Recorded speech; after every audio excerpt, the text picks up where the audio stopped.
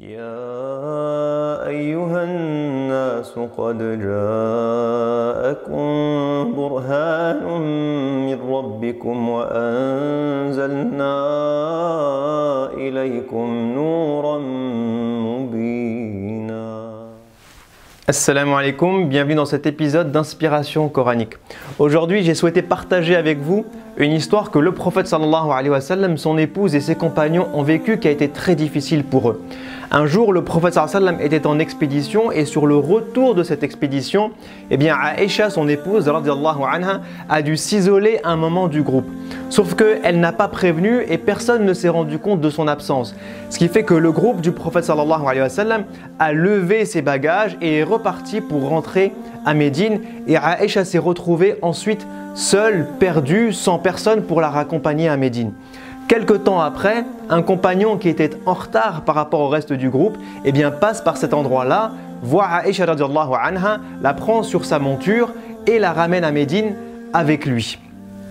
Et quand ils arrivent tous les deux à Médine devant tout le monde, qu'est-ce qu'il se passe? Un certain nombre de personnages qui étaient des ennemis cachés du prophète sallallahu alayhi wa sallam, qui se disaient croyants mais qui en réalité ne l'étaient pas, commencent à propager la rumeur comme quoi Aïcha radiyallahu anha aurait commis l'adultère avec cet homme-là et que c'est pour ça que les deux arrivent en retard ensemble. Mais là n'est pas le vrai problème. Le vrai problème, c'est que ces personnes-là étaient connues pour être des ennemis cachés du prophète sallallahu alayhi wa sallam. Donc on sait à quoi s'attendre d'eux. Le vrai problème, c'est que ces rumeurs se sont propagées petit à petit à tout Médine et que des compagnons du prophète sallallahu alayhi wa sallam, des amis du prophète sallallahu alayhi wa sallam et des proches ont commencé à répéter ces rumeurs-là, à en parler et à propager ces informations mensongères et calomnieuses sur l'épouse du prophète sallallahu alayhi wa sallam. Et c'est là que ça devient difficile à vivre pour le prophète, puisque ce sont ses proches qui répètent ces choses-là sans aucun fondement. Et là, Allah subhanahu wa ta'ala, après un certain temps, va innocenter Aïcha radiyallahu anha d'au-dessus de 7 cieux dans le Coran pour qu'il n'y ait aucun doute sur l'innocence de cette personne-là. Et il va ensuite donner des leçons aux compagnons et aux croyants et à chacun d'entre nous au passage.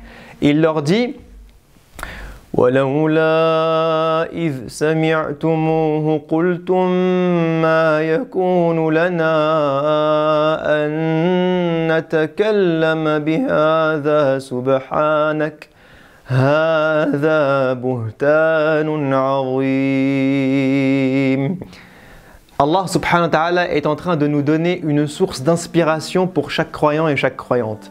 Il nous apprend le modèle coranique, comment est-ce que nous sommes censés nous comporter dans ce type de situation. Et il dit aux compagnons du prophète sallallahu alayhi wa sallam: Laoula idh sami'tumuhu, donc en vérité ce que j'aurais attendu de vous lorsque vous avez entendu ces rumeurs mensongères, qultum ma yakunu lana an natakallama bihadha subhanak, ce n'est pas à nous de parler de ce sujet. Ce n'est pas à nous qu'il inquière de s'exprimer sur ce sujet. Ce n'est pas notre problème, ce ne sont pas nos affaires, on n'a pas envie d'en parler ni de répéter ça puisque on ne sait rien au final sur ce sujet. Et ce ne sont que des choses mensongères que vous répétez, des rumeurs de couloir. Pourquoi est-ce que nous on répéterait ça? Donc là, il y a une leçon pour chacun d'entre nous parce que je crois, wallahu a'lam, que chaque jour que Dieu fait, il arrive à nos oreilles ce genre de choses. Chaque jour que Dieu fait, on entend des choses sur un tel et sur un tel et sur un tel. Des rumeurs, des calomnies, des médisances. Et parfois, on prend du plaisir à répéter ces choses-là. On prend du plaisir à amplifier ces choses-là. On prend du plaisir à se moquer de ces personnes-là, à les railler ou à les afficher devant tout le monde. Alors que notre comportement, si nous suivons cette source d'inspiration coranique, lorsque ceci arrive, c'est de dire « c'est pas mon problème. Et je n'ai rien à faire avec ça. » Et je ne veux pas participer à cette calomnie ou à ces rumeurs ou à ces bruits de couloir. Moi, en tant que croyant, je n'y contribue pas. Et en plus, c'est du mensonge et de la médisance.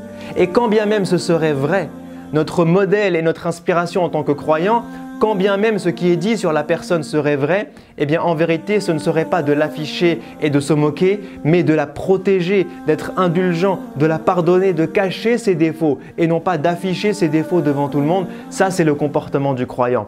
Et la deuxième chose qu'Allah dit de très important dans ce verset, c'est « Hādhā buhtānun 'azīm ». Pour Allah subhanahu wa ta'ala, le fait de répéter ces paroles-là, il peut nous sembler que c'est juste une parole, que c'est pas grand-chose, que j'ai rigolé sur cette personne pendant 5 minutes et que c'est pas un péché ou une injustice ou quelque chose de grave. Eh bien Allah subhanahu wa ta'ala nous dit que pas du tout. En vérité, pour lui, c'est quelque chose d'immense, c'est quelque chose de très grave. C'est une calomnie énorme que vous êtes en train de faire et Dieu n'aime pas du tout ça. Pourquoi? Parce que ce que vous ne comprenez pas, c'est que derrière ces paroles, il y a le cœur d'une personne. Derrière ces paroles, il y a une personne à qui vous faites du mal. Derrière ces paroles, il y a une personne avec qui vous allez être injuste. Derrière ces paroles, il y a peut-être une personne qui va déprimer, qui va pleurer, qui va être lésée à cause de ce que vous avez dit ou répété injustement. Et Allah subhanahu wa ta'ala accorde de l'importance au cœur de chaque être humain et n'aime pas qu'une personne puisse subir de l'injustice. Et pour Dieu, eh bien c'est un acte grave, même si ce n'est qu'une phrase que vous avez dit. Donc Allah subhanahu wa ta'ala nous donne cette source d'inspiration. Il apprend aux compagnons comment se comporter et il apprend à chacun d'entre nous comment nous comporter dans ce type de situation. J'espère qu'on prendra le temps d'appliquer ça et vraiment d'apprendre à dire « ce ne sont pas mes affaires, je ne contribue pas à ça, je ne contribue pas au bruit de couloir ou aux rumeurs, ni à la médisance, ni à la calomnie. Je protège, je suis indulgent, je suis miséricordieux et je cache les défauts des gens qui m'entourent et non pas l'inverse. » Je vous dis à la prochaine, Inch'Allah. Assalamu alaikum wa rahmatullahi wa barakatuh. Ce rappel vous a été profitable, alors partagez-le humainement avec les personnes qui vous sont chères et numériquement pour qu'il puisse toucher le plus grand nombre, Inch'Allah.